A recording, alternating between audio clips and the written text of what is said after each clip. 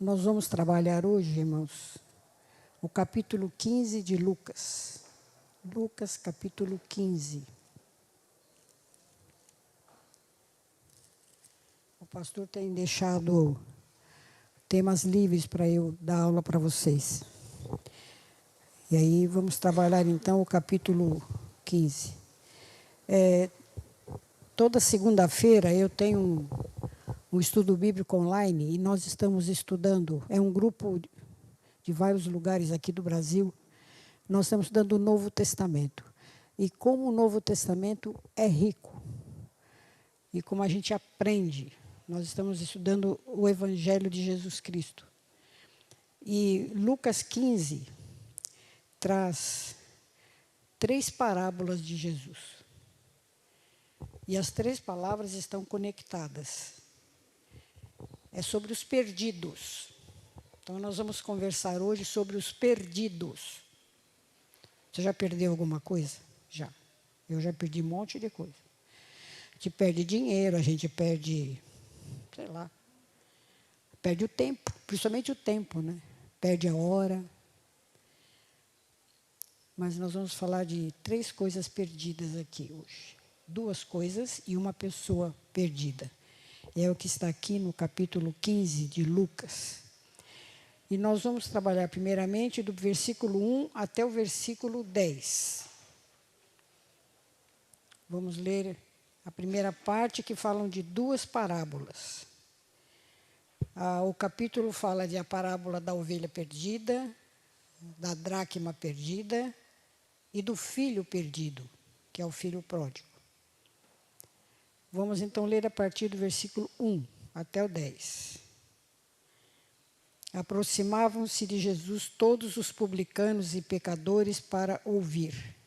E murmuravam os fariseus e os escribas, dizendo: Este recebe pecadores e come com eles.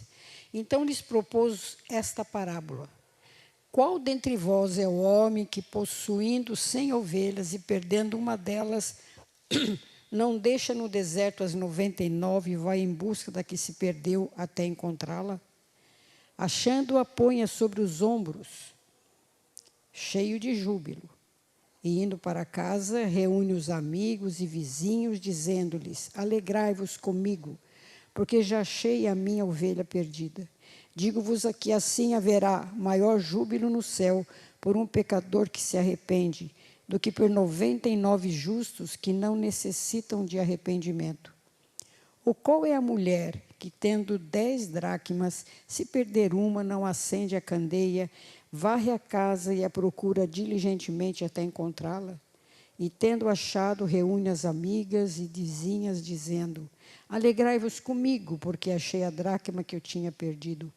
Eu vos afirmo que, de igual modo, há júbilo diante dos anjos de Deus por um pecador que se arrepende. O versículo 1 diz assim: Aproximando-se Jesus de todos os publicanos e pecadores, para ouvir. Os proscritos da sociedade eram atraídos para Jesus. Onde ele fosse, esse grupo estava com ele. Enquanto os líderes religiosos estavam sempre na espreita, os fariseus, os saduceus, os escribas, sempre na espreita por fora. Mas a maioria das pessoas estavam ali determinadas a ouvir Jesus. Enquanto os fariseus e os escribas estavam louquinhos para pegá-lo em alguma falcatrua e prendê-lo, ou até matá-lo. Então, Lucas deseja esclarecer esse aspecto do ministério de Jesus. Ele veio chamar os pobres, os desprezados, os párias da sociedade, e essa atitude provocava crítica dos fariseus. Por isso eles dizem assim: e murmuravam os fariseus e os escribas, dizendo: Esse recebe pecadores e come com eles. Eles não gostavam disso. Eles não gostavam de se misturar com o povo. E Jesus fazia o contrário. O povo estava ali em volta dele. Jesus comia com eles? Comia. Se você for pensar na história do Zaqueu, Zaqueu era um publicano. E Zaqueu foi receber Jesus na sua casa. E Jesus foi. Aliás, Jesus convidou. Eu vou na sua casa. Não é o contrário, não, hein? Não foi Zaqueu que convidou Jesus. Foi Jesus que convocou o Zaqueu. Eu vou na sua casa hoje. Então, Jesus se misturava com essas pessoas. Ele não se envergonhava de ser chamado amigos dos publicanos. Amigo dos publicanos. Quem eram os publicanos? Eram os homens que cobravam os impostos, que extorquiam o povo, que se enriqueciam, porque esse imposto que eles cobravam das pessoas era acima do que as pessoas podiam pagar, as pessoas se empobreciam pagando esse imposto, isso tudo para agradar o Império Romano e para encher o bolso deles. Então, eles eram odiados pela população, ninguém gostava dos publicanos,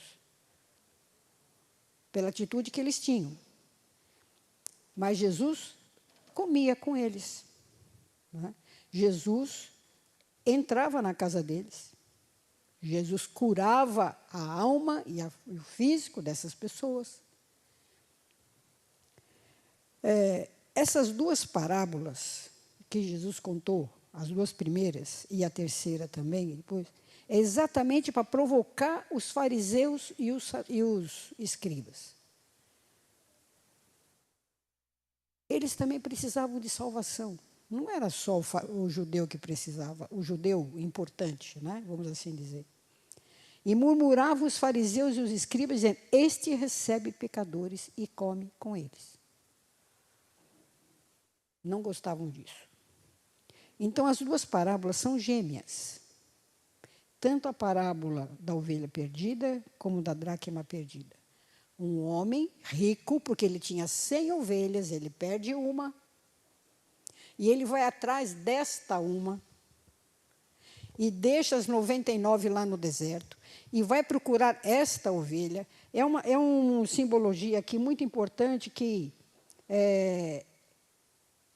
as crianças gostam dessa cena. É uma cena conhecida do pastor colocando a ovelhinha nas costas, nos ombros, e indo ao encontro das 99 que ele havia deixado no deserto. Esse homem não precisava ir atrás daquela uma ovelhinha, porque ele tinha muitas outras. Quem tinha 100 ovelhas era rico, mas ele foi atrás dessa ovelha.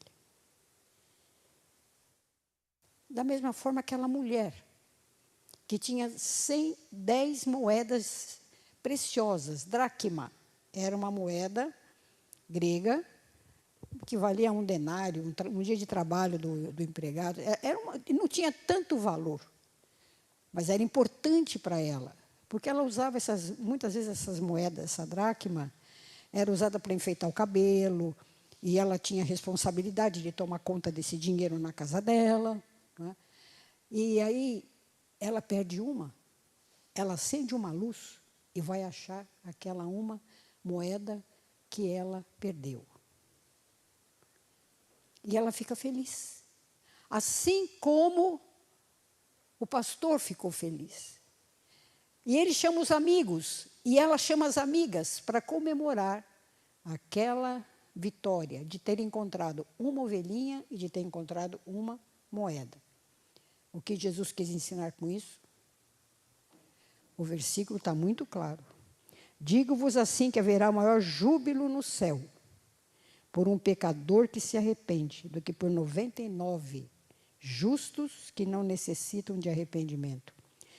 Eu vos afirmo que, de igual modo, há júbilo diante dos anjos de Deus por um pecador que se arrepende. Há festa no céu, há júbilo no céu por um pecador que se arrepende. Não importa se é publicano, não importa se é um pobre lá catando esmola na esquina, não importa se é o rico, por um pecador que se arrepende. Essa é a alegria de Deus. Quando a pessoa aceita Jesus na sua vida e ela então tem uma vida nova, uma vida de arrependimento diante de Deus. É isso que Jesus quis ensinar. Mas ele vai contar mais uma parábola. E essa parábola é diferente. Porque agora não é um bichinho, não é uma moeda, Agora é uma pessoa. Uma pessoa perdida. Podia pôr lá o Lucas 15 para mim, por favor? A partir do versículo 11. A parábola do filho pródigo. Continuou Jesus. Ele está contando a história. Quem é que está ouvindo? Os fariseus, os escribas e todo o povo lá. Certo homem tinha 2 filhos. O mais moço deles disse ao pai: Pai, dá-me a parte dos bens que me cabe. E ele lhes repartiu os haveres. Passados não muitos dias, o filho mais moço, ajuntando tudo que era seu, partiu para uma terra distante, lá dissipou todos os seus bens, vivendo dissolutamente. Depois de ter consumido tudo, sobreveio àquele país uma grande fome e ele começou a passar necessidade. Então ele foi e se agregou a um dos cidadãos daquela terra, e este o mandou para os seus campos a guardar porcos. Ali desejava ele fartar das alfarrobas que os porcos comiam, mas ninguém lhe dava nada. Então, caindo em si, disse: Quantos trabalhadores de meu pai têm pão com fartura e eu aqui morro de fome? Levantar-me-ei, irei ter com meu pai, e lhe direi: Pai, pequei contra o céu e contra ti. Já não sou digno de ser chamado teu filho. Trata-me como um dos teus trabalhadores. E levantando-se, foi para o seu pai. Vinha ele ainda longe quando seu pai o avistou e, compadecido dele, correndo, o abraçou e o beijou. E o filho lhe disse: Pai, pequei contra o céu e diante de ti. Já não sou digno de ser chamado seu filho. O pai, porém, disse aos seus servos: Trazei depressa a melhor roupa, vestiu, ponde-lhe um anel no dedo e sandálias nos pés. Trazei também e matai o novilho cevado, comamos e regozijemo-nos, porque se meu filho estava morto e reviveu, estava perdido e foi achado. E começaram a regozijar-se. Ora, o filho mais velho estivera no campo, e quando ele voltava, ao aproximar-se da casa, ouviu a música e as danças. Chamou um dos criados e perguntou-lhe o que era aquilo. E o rapaz informou: Veio teu irmão, e teu pai mandou matar o novilho cevado, porque o recuperou com saúde. Ele se indignou e não queria entrar. Saindo, porém, o pai procurava conciliá-lo. Mas ele respondeu a seu pai: Há tantos anos eu te sirvo sem jamais transgredir uma ordem tua, e nunca me deste um cabrito, sequer para alegrar-me com os meus amigos. Vindo, porém, este teu filho, que desperdiçou os teus bens com meretrizes, tu mandaste matar para ele o novilho cevado. Então lhe respondeu o pai: Meu filho, tu sempre estás comigo, tudo que é meu é teu. Entretanto, era preciso que nos regozijássemos e nos alegrássemos, porque esse teu irmão estava morto e reviveu. Estava perdido e foi achado. Meus queridos irmãos, essa parábola é maravilhosa. De todas as parábolas contadas por Jesus, é a mais conhecida, é a mais longa. Livros, músicas, poesias, sermões já contaram essa história. É uma história profunda que fala ao coração de qualquer um que a lê, em qualquer tempo e em qualquer lugar. Porque ela descreve o amor de Deus por seus filhos, tanto rebelde como obediente. Essa parábola não está sozinha em Lucas. Ela faz parte desse trio, das outras duas. Ela se encontra na sequência delas. E o contexto aqui, a gente não vai se esquecer, é o desagrado dos líderes religiosos com o ensino de Jesus. Lá no versículo 2, este recebe pecadores e come com eles. Bom, vamos ver essa parábola que a gente conhece de cor e salteado. Se eu perguntar aqui para uma... Eu estou vendo umas carinhas aqui, se eu perguntar sobre essa parábola, todo mundo sabe de cor, né, Valdemir? Você já... Né? Eu estou vendo aqui os rostinhos aqui, todos nós conhecemos essa parábola muito bem. Mas ela sempre nos ensina alguma coisa, certo? Exatamente. Jesus contou a história de 2 filhos de seu pai. Não é de um filho só, é de 2. Então, certo homem rico tinha 2 filhos. possivelmente jovens, não sabemos. Pela atitude do mais novo, a gente acha que ele era jovem. Uma família típica do Oriente.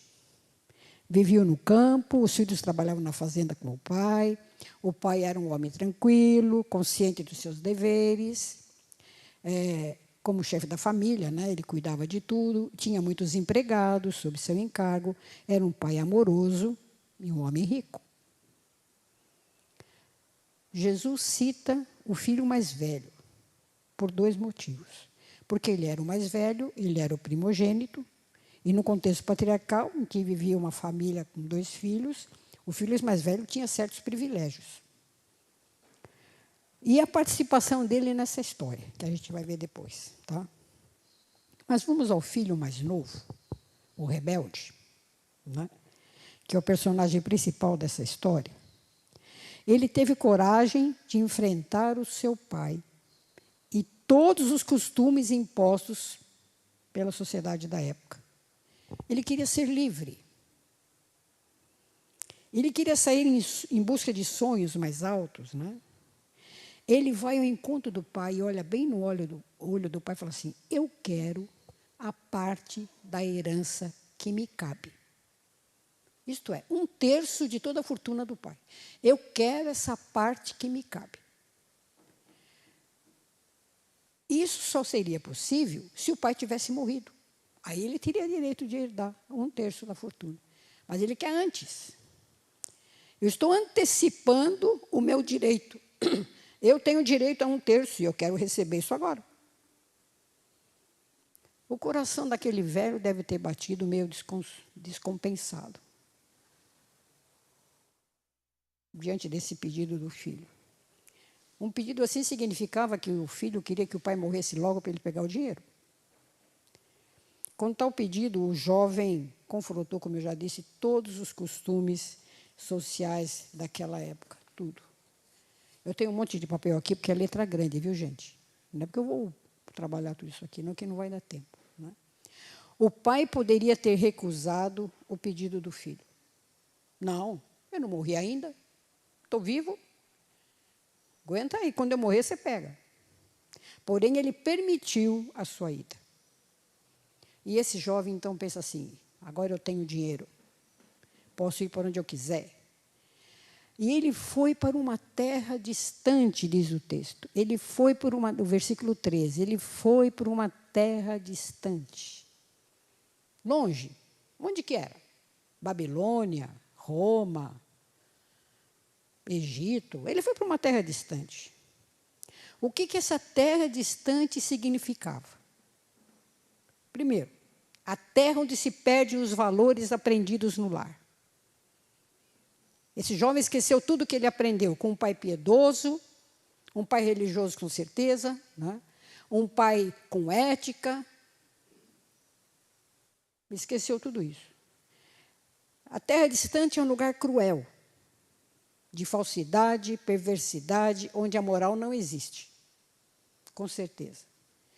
Que a ética é relativista. Se é bom para mim, tá bom. A espiritualidade dá lugar à carne, aos prazeres. Nessa terra, o jovem, diz o texto, dissipou todos os seus bens, vivendo dissolutamente. Vivendo uma vida muito feia, uma vida imoral. A terra distante é a terra da desilusão e do desengano. Lá o jovem fez amigos e amigos, que usaram a falsidade para desprezá-lo quando o dinheiro acabou. Quando o dinheiro acabou, acabou. É a terra da ilusão de que tudo seria uma maravilha, mas que se acabou. A terra distante é a terra onde a fome e a miséria se tornam o prêmio para uma vida desregrada e imoral. Primeiro ele conhece a miséria moral. E depois ele descobre a miséria física, material. Sem dinheiro, só lhe restou tomar conta de porcos. Queria comer as bolotas, mas nem isso ele podia fazer. Nem a comida do porco ele podia comer. Então, vejam a situação desse jovem. O Talmud, que é, entre aspas, junto com a Torá, a Bíblia dos judeus, o Talmud tem um provérbio que diz assim: maldito o homem que cria porcos. E lá estava ele, tomando conta de porcos. Então, esse jovem cai em si. A vida lhe ensinara uma dura lição. Estava pronto para voltar para casa, não como filho, mas como um dos empregados do seu pai.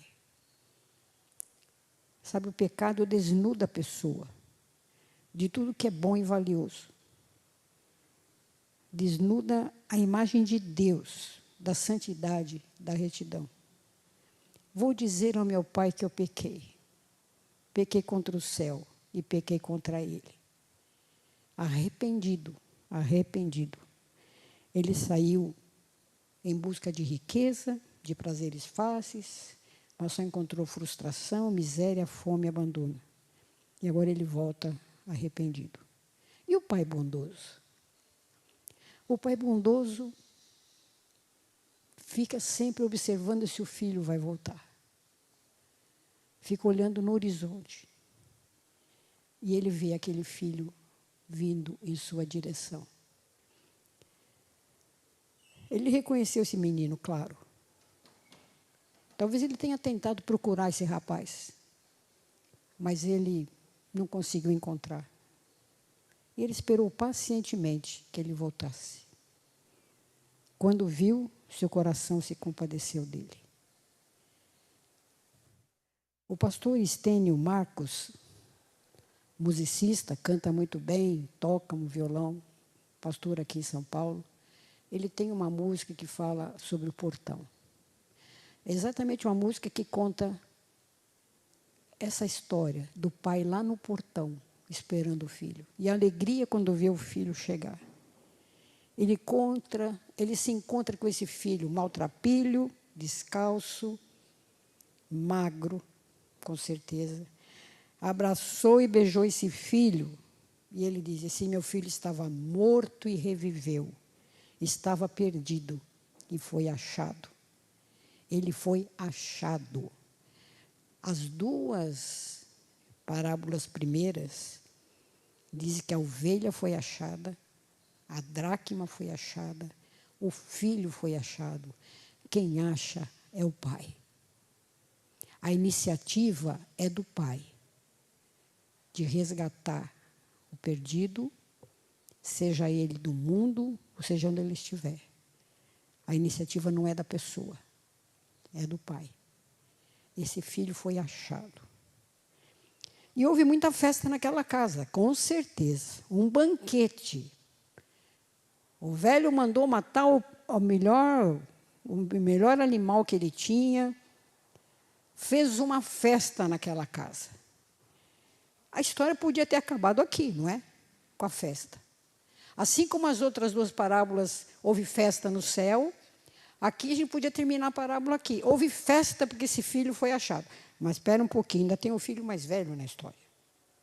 Tem um filho mais velho. Quem era ele? Primeiro, era longe da comunhão com o seu pai. Distante também. Não numa terra distante, mas distante ali, onde eles moravam, dentro da casa. Agora, esse filho mais velho é o filho perdido. E vamos ver o que acontece com esse filho perdido. Nós sabemos que aquele velho não era pai de um filho só. Ele tinha dois. Esse filho mais velho era leal ao pai, trabalhador, tocava a administração de toda a fazenda do pai, os negócios. Ele era uma pessoa dedicada aos negócios todos da casa. Mas ele era mesquinho, rancoroso, invejoso, amargurado e ciumento. Ciumento. Ele volta do campo, ele estava lá trabalhando, ele volta. Aí ele pergunta lá para um funcionário lá do pai: o que está acontecendo aqui? Ah, você não sabe, o seu irmão voltou. E teu pai está dando uma festa. Mandou matar um novilho cevado. Está uma festa aí. E esse jovem, eu calculo que era um pouco mais velho, né, se recusa a entrar na festa. Ele não quer participar daquilo. Eu não quero. Não é? Aí o pai vai ao encontro dele. Por que o senhor está tão contente com a volta desse filho? Ele é um rebelde. Por que tanta festa? E ele vai dizer, esse teu filho não merece. Gastou todo o seu dinheiro. Andou com meretrizes. Eu sou melhor do que ele. Sempre fui um filho exemplar, há tantos anos eu te sirvo. Nunca ganhei uma festa dessa. O máximo que eu ganhei foi um cabritinho lá.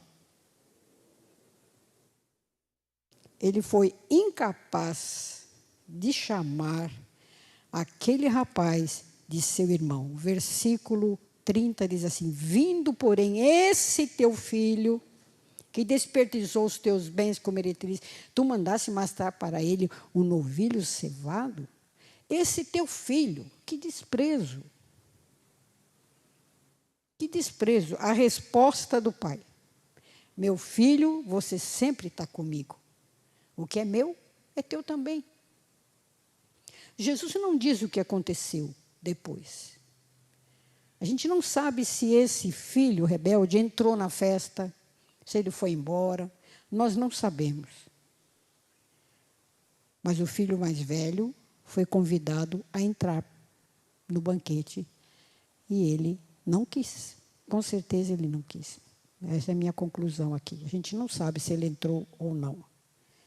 Sabe, essa parábola do filho pródigo tinha o objetivo de confrontar os judeus em sua religiosidade. Jesus havia sido acusado de receber pecadores e comer com eles. E os personagens descritos aqui, que são apresentados por Jesus, representam o Pai é Deus. O povo judeu é aquele irmão rebelde, o mais velho. E aquele jovem pródigo que voltou arrependido são os gentios. Os gentios a quem os judeus não queriam nem saber. Então, essa história é direta para o coração dos fariseus, dos saduceus e dos escribas. É para vocês essa história. Aquele jovem mais velho representou tipicamente o judeu que não aceitava Jesus Cristo. Não queria saber dele. Mas o pródigo é um exemplo de arrependimento sincero. E aquele pai significa o amor infinito de Deus. O perdão dele oferecido ao pecador que se arrepende, não importa quem. O que o Deus quer é o arrependimento. Daqueles que estão no pecado e se arrependem. E se chegam a Ele. É isso que Ele quer. E a característica principal dessas três parábolas é a alegria de Deus. É a alegria de Deus, as celebrações que enchem o céu quando um pecador se arrepende. Deus se alegra com os seus anjos por um pecador arrependido. Os doutores da lei que estavam lá entenderam o recado, com certeza. Que Jesus estava botando o dedo para eles. É para vocês que eu estou contando essa história. Eles não foram acusados, mas convidados a participar da festa, assim como aquele jovem mais velho.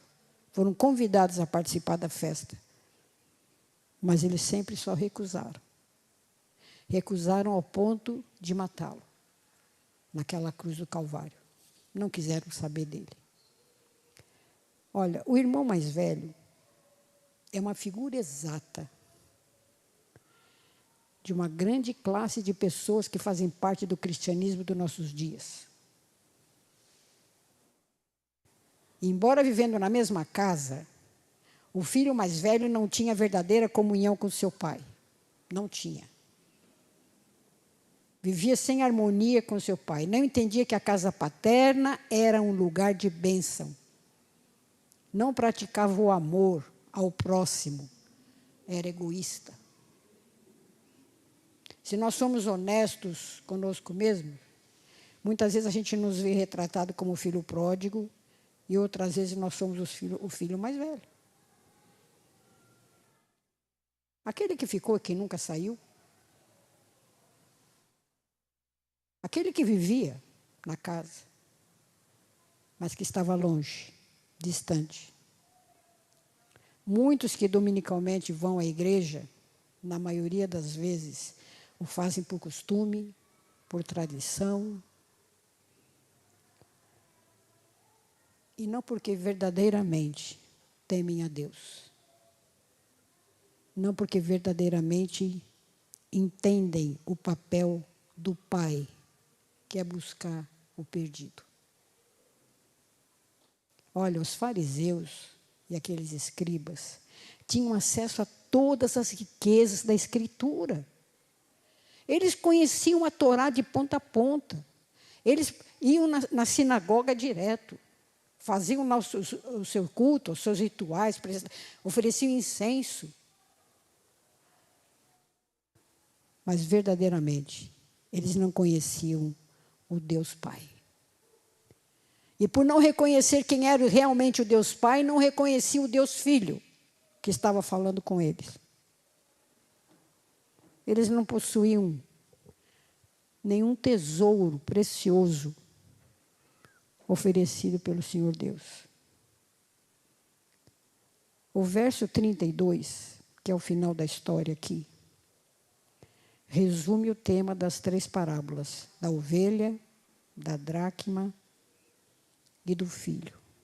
Porque diz assim: entretanto, era preciso que nos regozijássemos e nos alegrássemos, porque este teu irmão estava morto e reviveu, estava perdido e foi achado. É Jesus que fala sobre o amor do Pai. É Jesus que conta como Deus é amoroso. É Jesus que diz que Deus é amor. E nós amamos porque Ele nos amou primeiro. Ele é amor. É o coração do Pai que bate com amor. Até que ovelha, moeda e pródigo sejam encontrados. Sabe, nosso pecado nos faz abandonar muitas vezes essa preciosidade da palavra de Deus. Muitas vezes nós somos rebeldes mesmo. Eu nasci na igreja. E tem gente que bate no peito. Eu nasci na igreja. Sou presbiteriana de berço, sou mesmo. 3 gerações para trás aí. E a gente se orgulha disso. E PB está fazendo 100 e tralá de anos, nem lembro aqui. Nasceu em 1859, o presbiterianismo aqui no Brasil. E a gente tem orgulho de conhecer a história do Simonton. Ah, o Simonton.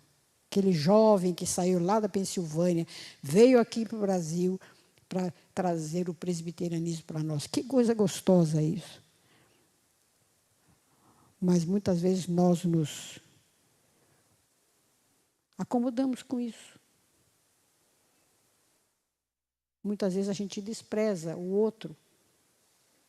Muitas vezes a gente não estende a mão ao que precisa. Nosso pecado nos faz abandonar a convocação de Deus. A igreja é convocada a procurar os que estão perdidos, para dizer aos que vivem no pecado que Cristo morreu por eles.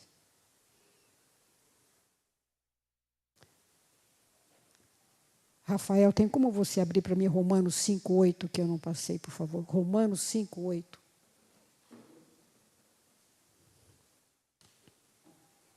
Eu não passei os textos lá para os meninos, eles não têm culpa. Vamos dar um tempinho aí. Mas Deus, vamos ler todos juntos? Mas Deus prova o seu próprio amor para conosco, pelo fato de ter Cristo morrido por nós, sendo nós ainda pecadores. Ele veio buscar o perdido, todos nós. Graças a Deus porque Ele nos encontrou. Graças a Deus porque nós conhecemos a palavra. Graças a Deus porque nós vivemos na igreja. Porque Ele é o Senhor da igreja. Graças a Deus por isso. Mas, até onde? Isso é realidade na nossa vida. A alegria daquele pai, porque o filho voltou. A alegria daquele pastor, pela ovelha que ele encontrou, tem que ser parte da nossa vida. E nós temos que receber as pessoas e temos que falar dela, do Senhor Jesus, com todas as letras. E não recusar. Tem uma ilustração que um pastor chegou numa igreja e ele estava maltrapilho. Ele estava vestido bem sujo, de pé no chão, barbudo. E o diácono barrou ele lá na porta. Você não pode entrar aqui assim. Não, eu vou entrar, porque eu que vou pregar. Não, você imagina. Não, eu que vou pregar aí, eu sou pregador. Não, você não entra aqui não. Aí chamaram uma outra pessoa, aí ele se identificou. Ele era o pastor que ia pregar. E o sermão dele foi em cima daquilo. Vocês estão recebendo quem aqui na igreja? E ele fez, a ilustração que ele usou já foi a entrada dele. Vocês estão recebendo todos? Jamais um judeu faria isso. Nem agora, nem antes. Né? Não, aqui na sinagoga ficava todo mundo olhando. Quem é esse? A coitada daquela mulher encurvada, que tinha um problema sério de coluna, que nem respirava direito, de tanta dor, estava lá no cantinho da sinagoga, com medo daqueles doutores da lei lá.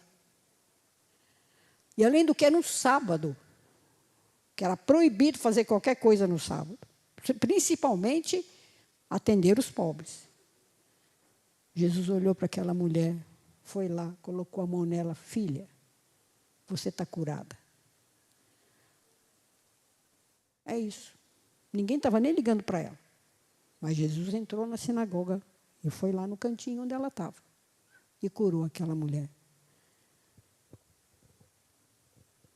Nós não podemos desprezar as pessoas, mas temos que evangelizar e falar com elas todas.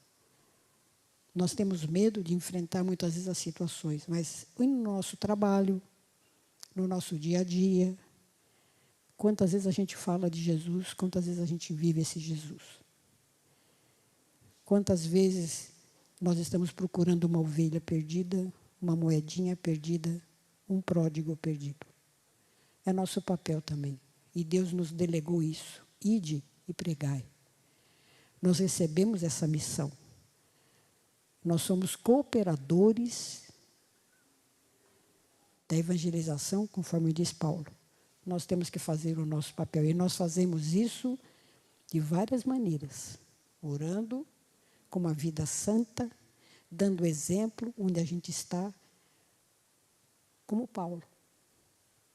Assim como ele. E eu vou terminar aqui dizendo o que Paulo fez. Eu já contei essa experiência. Está em 1 Tessalonicenses, capítulo 1, capítulo 2. Aliás, capítulo 2. Paulo estava sendo acusado de algumas coisas que ele não concordava. Ele estava sendo acusado assim, indevidamente. E Paulo diz lá, o que eu já fiz para vocês? Eu não roubei vocês? Eu preguei a palavra? Vocês não têm nada que dizer para mim? Não bajulei ninguém? Não aceitei suborno de ninguém? E ele diz, Deus é testemunha da forma como justa, piedosa e irrepreensivelmente eu me portei no meio de vocês. Nada a dizer contra mim. E o Samuel, velhinho, idoso, no fim da vida, entrega o juizado para o primeiro rei Saul. E ele reúne toda a congregação e ele diz: vocês não têm o que falar de mim. Eu não roubei o boi de ninguém, eu não defraudei ninguém. E diz: Deus é testemunha. É assim que tem que ser a nossa vida, e assim a gente evangeliza também, com o nosso testemunho, com a nossa palavra para as pessoas, seja onde a gente estiver. Olha, queridos, que Deus nos abençoe a sairmos por aí, a catar moedas, ovelhas e filhos perdidos. Que façamos a nossa parte, cooperando assim para o crescimento do reino. O filho pródigo nos ensina isso, a não sermos aquele filho mais velho, que só faltava ele bater no peito. Ele falou: eu sou melhor que ele, eu sou melhor que esse aí. Nós não somos melhor que ninguém. O nosso trabalho é servir ao Senhor e viver uma vida digna dele. Que Ele nos abençoe, entendemos assim a sua palavra. Amém?